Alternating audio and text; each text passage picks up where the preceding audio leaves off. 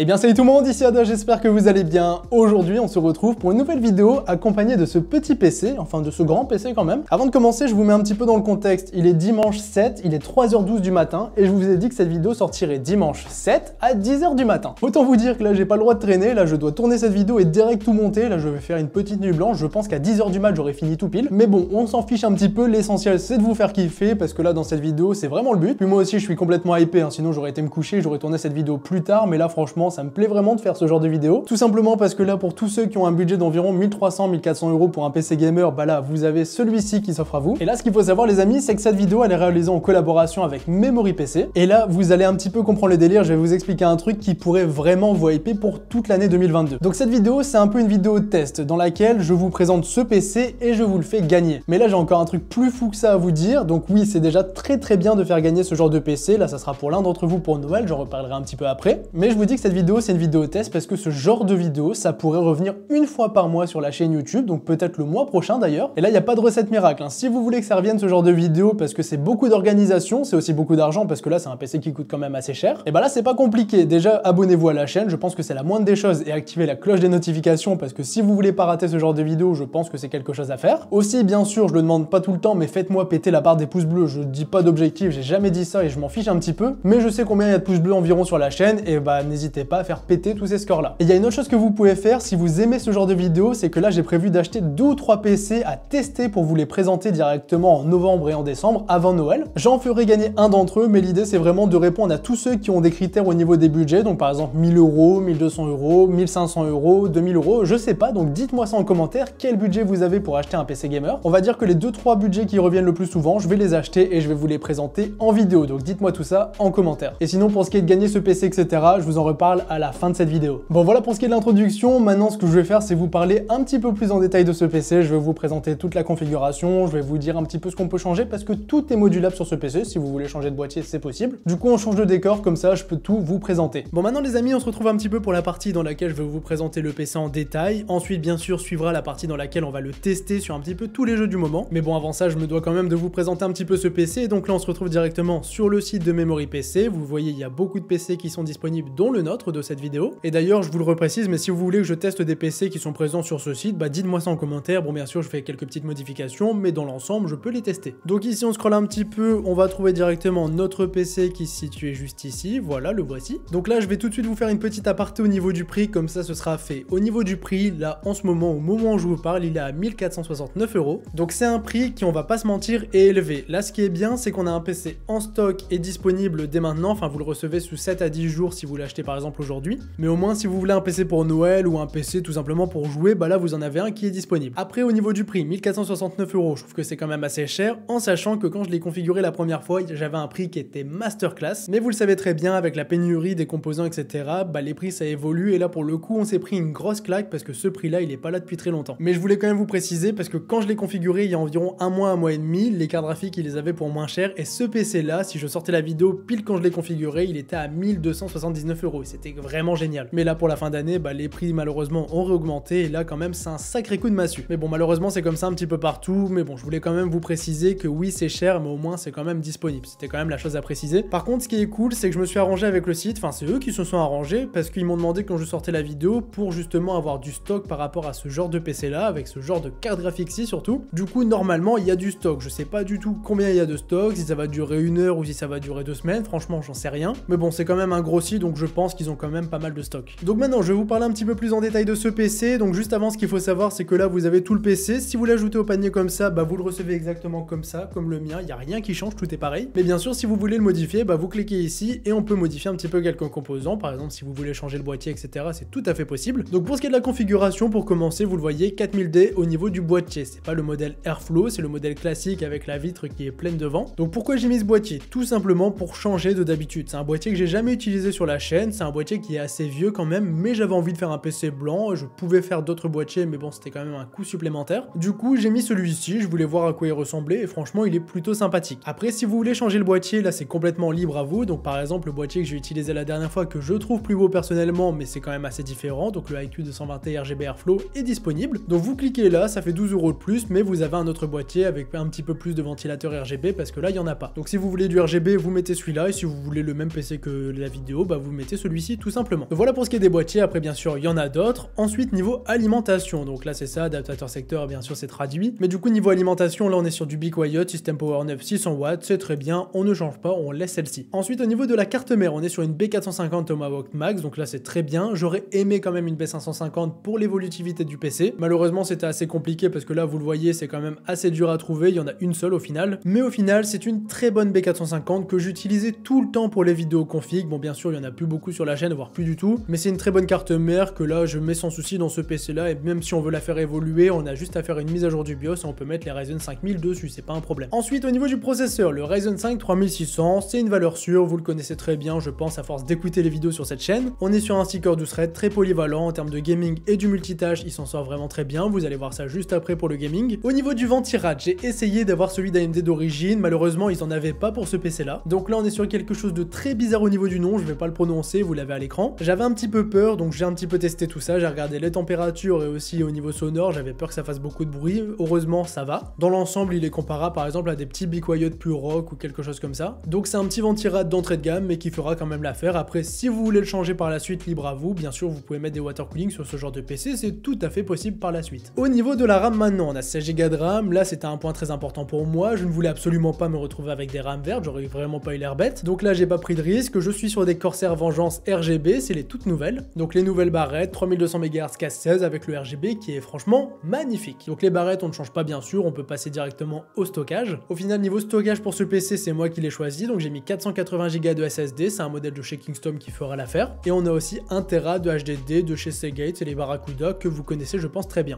Donc au total sur ce PC on a 1500 Go de stockage, bien sûr Windows est déjà installé sur le SSD, pour moi c'est suffisant pour jouer un petit peu à tous les jeux du moment et les installer. Après bien sûr si vous voulez plus, vous pouvez tout simplement mettre plus en ajoutant par exemple 1 Tera supplémentaire, 2 Tera supplémentaires ou quoi que ce soit, vous faites comme vous voulez. Pour finir avec ce PC, la pièce maîtresse, la carte graphique, on est sur une 3060 Ti, donc là on est sur un modèle Aorus Elite en version 3 ventilateurs, c'est des ventilateurs qui sont RGB donc ça on ajoute un petit peu sur le PC parce qu'il n'y en a pas beaucoup. Ce qui est bien aussi avec ces ventilateurs c'est qu'ils vont s'arrêter en fonction de votre utilisation, bien sûr si vous jouez ils vont s'activer, mais si vous êtes en train de regarder des vidéos ou des streams ils vont se désactiver, comme ça c'est tout silencieux. Sinon en termes de performance au niveau de cette carte graphique vous allez voir ça juste après, mais franchement elle est très bonne, pour moi la 3060 Ti franchement c'est une des meilleures cartes graphiques en termes de rapport qualité-prix. Bon bien sûr entre guillemets ça va dépendre du prix auquel on va réussir à l'acheter, mais dans l'ensemble elle s'en sort très bien, donc franchement ça fait quand même vachement plaisir d'avoir cette carte graphique dans ce PC. Maintenant ce que je vous propose de faire c'est d'aller le tester justement sur tous les jeux du moment, comme ça vous allez voir un petit peu ce que ça peut donner. Bon les amis, maintenant que les présentations sont faites entre vous et le PC Gamer, d'ailleurs je vous mets le lien du PC en description, et bien je vais pouvoir vous présenter tous les benchmarks que j'ai pu faire, autrement dit vous allez voir comment ce PC fait tourner les jeux du moment. Et là pour les jeux du moment j'ai enfin accès à Call of Duty Vanguard et j'ai aussi acheté pour vous et pour cette vidéo Forza Horizon 5 pour 100 €, j'ai payé super cher je sais, mais au moins vous avez le benchmark en temps et en heure parce que sinon je pouvais pas le tester pour cette vidéo. Et sinon vous avez aussi beaucoup de jeux du moment, au final les jeux qui sont les plus joués, que ce soit des gros jeux comme des petits jeux compétitifs, bah ça a été testé dans cette vidéo. Allez maintenant on va directement commencer et on part tout de suite sans plus attendre sur Call of Duty Warzone. Bon bien sûr il n'y a pas encore eu la mage avec la nouvelle map etc, mais on est encore sur l'ancienne. Call of Duty Warzone c'est un battle royale, c'est une map qui a beaucoup d'éléments, qui demande quand même beaucoup de ressources au PC. Ici on est en 1080p ultra, donc vraiment tout est au maximum, juste le ray tracing est désactivé et l'anti-aliasing je ne l'ai pas mis en filmique, je l'ai un petit peu réduit, mis à part ça tout est au maximum. Et là j'ai envie de vous dire que le test est passé haut la main parce qu'on était en moyenne à 115-120 images par seconde, donc franchement c'est très bien, très jouable, le jeu est vraiment beau et fluide. Bien sûr sur ce genre de jeu ça va vraiment dépendre de ce que vous faites et de où vous êtes, parce que oui si vous êtes dans la pampa il y a forcément plus de performance sur votre PC que si vous êtes en pleine ville, ça c'est à peu près logique parce qu'il y a beaucoup plus d'éléments dans la ville. Quoi qu'il en soit, Call of Duty Warzone c'est amplement jouable, maintenant on peut directement passer sur Call of Duty Vanguard, un jeu qui demande beaucoup de ressources, qui vient tout juste de sortir, qui est tout frais, il y a forcément des mises à jour qui vont arriver pour un petit peu améliorer les performances je pense, mais on n'a vraiment pas besoin de ça, tout simplement parce que le jeu tourne extrêmement bien, j'ai mis exactement les mêmes paramètres que Warzone, donc on a tout en ultra, et là du coup avec tout à fond, on tourne sans aucun problème sur un écran 144 Hz parce qu'on est en moyenne vers 140 images par seconde. Par contre petite chose à noter sur Vanguard quand même, c'est qu'en fonction des maps ça peut vraiment changer les résultats. Sur certaines je peux tomber à 130 images par seconde, ce qui reste quand même complètement jouable, mais sur d'autres je peux aussi dépasser les 150. Quoi qu'il en soit c'est un jeu qui tourne extrêmement bien et de toute façon il est en ultra, donc si on veut encore plus de performance on réduit les graphismes mais il n'y a pas d'intérêt. Maintenant je vais un petit peu calmer le jeu, je suis parti sur des jeux beaucoup moins gourmands pour tester quand même, pour vous montrer que ça tourne quand même très bien. Donc Valorant et CSGO, les fameux, donc CSGO je ne peux pas afficher le compteur de performance mais vous le voyez très bien, c'est très fluide et ça tourne très bien. Et sur Valorant j'ai pu l'afficher, j'étais au-dessus des 180 1080 images par seconde, ce qui suffit largement pour jouer à ce jeu. Bon, maintenant on continue un petit peu sur notre lancée, on reste sur des petits jeux, et là tant que vous me dites que vous êtes content que je le teste, je le testerai. Donc on est sur Minecraft. La dernière fois sur le petit PC j'avais lancé ça en survie, il y en a plein qui m'ont dit d'aller sur des serveurs, donc je suis sur Hypixel en TNT Games, et là c'est sans surprise, mais bon je vous le montre quand même, ça tourne très bien, on est à 244 images par seconde. Bon allez, c'était la petite aparté, on s'en doute très bien, Minecraft ça tourne extrêmement bien, après même avec des shaders au final si vous vous demandez ça tournera, bien sûr ça va dépendre de ce que vous installez quand même sur le jeu. Bon, maintenant j'ai fait un test qui pourrait aussi vous intéresser sur un gros jeu qui n'est pas spécialement joué, mais ça vous donne un bel aperçu de ce que ce PC a dans le ventre quand même, parce que c'est vraiment un très gros jeu et mal optimisé, vous le savez très bien. Vous avez compris duquel je parlais je pense, on est sur Cyberpunk 2077, là je me suis pas pris la tête, on est en 1080p, en ultra, avec le ray tracing d'activer, lui aussi en ultra. Le DLSS est lui aussi activé, il n'est pas en performance mais en qualité, comme ça on a vraiment le jeu le plus beau possible. Donc qui dit le jeu le plus beau possible dit aussi un jeu qui bug un petit peu, là on est à 53 images par seconde, il y a vraiment tout au maximum cette fois-ci. Bien sûr si on veut passer au-dessus des 60, il nous suffit de réduire le ray tracing en moyen et là il n'y a pas de souci, on va passer au-dessus des 60. Quoi qu'il en soit, même sur un gros jeu comme ça, le PC tourne quand même très bien. Bon, maintenant pour mon plus grand plaisir, non je rigole, je suis allé sur Fortnite Battle Royale, fallait quand même tester. J'avais pas spécialement envie d'y jouer, en plus de ça, je peux pas afficher mon compteur de performance sur ce jeu avec leur anti-cheat. Du coup, je vous montre que ça tourne, vous voyez très bien que ça tourne, j'ai testé en 1080p ultra, enfin en 1080p épique, ça tournait très bien au-dessus des 100 fps. Bien sûr, en fonction de où on est, ça peut descendre un petit peu en dessous comme monter bien au-dessus. J'ai aussi mis tout au minimum, donc tout en low avec le render distance au maximum pour voir un petit peu ce que ça donnait. Là, on peut passer les 200 fps, voire même les 300. Pareil, ça va dépendre de ce que vous faites, mais dans tous les cas, ça tourne quand même vachement bien. Et puis voilà, c'est tout. J'avais pas envie de tester plus Fortnite, je pense que vous avez les informations principales, mais dans tous les cas, au maximum de ses capacités, le jeu tourne très bien. Pour ceux qui me l'ont demandé, j'ai aussi fait un petit test sur Rainbow Six Siege, donc là, c'est un jeu qui, pareil, est quand même beaucoup joué, mine de rien. Au niveau des graphismes, j'ai mis ce qui était recommandé, donc c'était tout simplement le mode ultra. Par contre, je précise quand même que l'anti-aliasing est au minimum, parce que si on le met au maximum, je vous l'avais déjà montré dans une des vidéos benchmark, bah le jeu peut quand même vraiment bugger. Enfin, pas forcément bugger, mais vraiment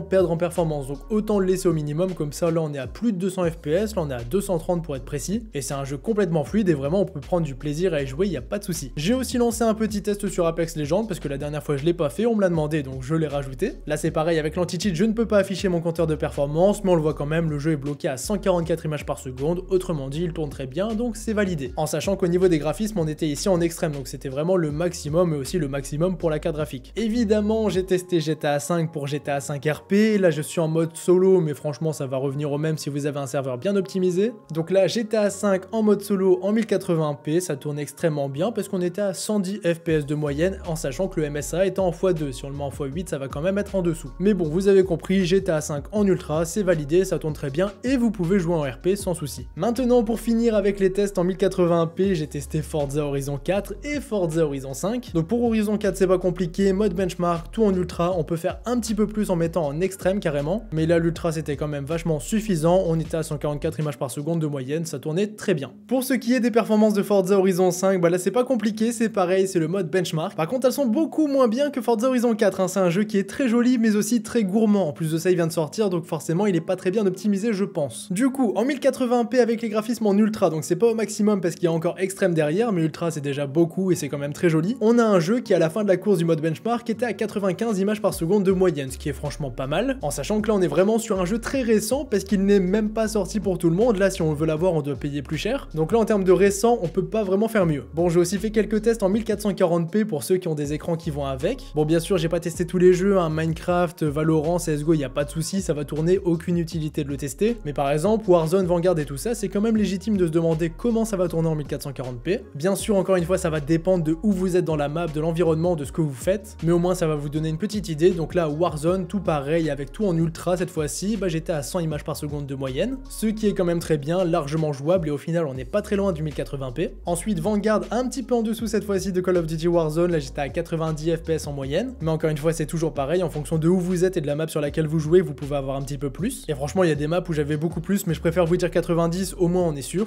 Cyberpunk 2077, là on est à 45 fps en moyenne, donc c'est un petit peu moins, environ 10 fps de moins, enfin 8 pour être précis. Donc là ça commence à être un petit peu juste, faudra penser à réduire le ray tracing. Donc là c'est comme pour le 1080p au final, on peut passer de ray tracing ultra vers ray tracing moyen. J'ai aussi rapidement testé Fortnite, là j'avais l'impression d'être plus vers les 100 images par seconde, après j'avais pas Afterburner pour me préciser tout ça, mais pareil ça va vraiment dépendre de ce qu'on fait, si on est en fight, si on est dans la zone, etc. En tout cas, vers là où j'étais en 1440p épique, graphique, on était plus vers les 100 images par seconde. Et pour finir, GTA 5 avec les mêmes réglages que pour la version en 1080p, j'ai aussi fait la même mission pour vraiment comparer, et là on était vraiment pas très loin, au final il y a à peu près 10 FPS d'écart, parce qu'on là on était en moyenne à 100 images par seconde. Et pour en finir avec nos benchmarks en 1440p, on se retrouve sur Forza Horizon 5. Tout à l'heure on était à 95 images par seconde de moyenne en 1080p, cette fois-ci avec les mêmes réglages en 1440p, on était à 81 images par seconde. Ce qui reste encore une fois pleinement jouable, donc si on a un écran 1440p, on peut bien sûr en profiter sur ce genre de jeu. Bon les amis, voici pour ce qui est des tests gaming, je sais ça a pris une belle partie de la vidéo, mais comme d'habitude c'est important pour moi de tout vous montrer. Et pour finir, je voulais rapidement vous parler aussi de ce PC en termes de multitâche, parce que oui, il peut aussi faire du Photoshop ou du Premiere Pro par exemple, ou même aussi vous parler un petit peu de streaming, parce que ça peut être une question qui peut s'envisager. Donc déjà ce qu'il faut savoir c'est que la carte graphique, on est sur de la nouvelle génération, donc autrement dit on a une Venc avec un encodeur qui est vraiment très bon. Donc là sur OBS pour du streaming, c'est un très gros plus pour ce PC, ou alors sur Premiere Pro pour accélérer les rendus, c'est aussi un énorme gros plus. Donc la carte graphique dans l'ensemble elle suffit largement à ce PC. Après pour ce qui est du processeur, pour faire du streaming sur Twitch, là j'ai envie de vous dire que c'est un petit peu limite quand même. En vrai de vrai, ça peut faire l'affaire, il n'y a pas trop de soucis, normalement vous pouvez régler votre PC, régler votre stream et vous allez pouvoir jouer sur Twitch, il n'y aura pas trop de soucis. Mais si vous voulez quand même stream dans de bonnes conditions, je vous conseille d'upgrade un petit peu. Là par exemple, moi de mon côté sur Twitch, je suis avec le Ryzen 7 5800X qui coûte quand même plus cher que ça. Mais vraiment, je n'ai aucun souci et c'est vraiment quelque chose que je vous recommande d'avoir. Après pour stream, on peut envisager aussi de passer sur du 32 Go de RAM et non pas du 16 Go de RAM, mais en vrai de vrai, dans l'absolu, ce PC peut quand même s'en sortir. Après, ce que je vous conseille de faire quand même pour stream avec un seul PC, c'est quand même de mettre un petit peu plus de budget. Je vous mets une vidéo en description avec un PC qui pourrait faire l'affaire. Par contre, pour ce qui est du montage photo et du montage vidéo, là il n'y a pas trop de soucis. Photoshop bien sûr, il n'y a aucun problème. Et pour ce qui est de Premiere Pro, j'ai déjà fait beaucoup de montage avec un PC similaire, exactement la même config, c'était pas la même référence de carte graphique, mais c'était aussi une 3060 Ti. Juste on a des temps de rendu un petit peu plus longs, mais dans l'ensemble ça va quand même très bien. Donc voici les amis pour ce qui est de ce PC, et voici pour ce qui est de cette vidéo. Si jamais vous voulez participer au concours, bon ok, je pense que ça vous intéresse vraiment, ça se passe sur glim.io. Je vous mets bien sûr le lien en première ligne de description. Glim c'est vraiment pas très compliqué, en gros vous avez des actions à faire pour valider des points, et si vous faites toutes les actions, vous avez plus de points, donc plus de chances de gagner. Mais vous pouvez très bien faire une seule action, comme par exemple RT un tweet sur Twitter, et au final c'est fait, vous êtes pris en compte pour participer au concours. Vous allez voir, je vous mets le lien en description, c'est très simple, vous allez vous en sortir. Enfin bref, c'était Yada, je vous laisse là-dessus, on se dit à la prochaine pour une nouvelle vidéo, ou à bientôt sur Twitch aussi. Allez, salut tout le monde!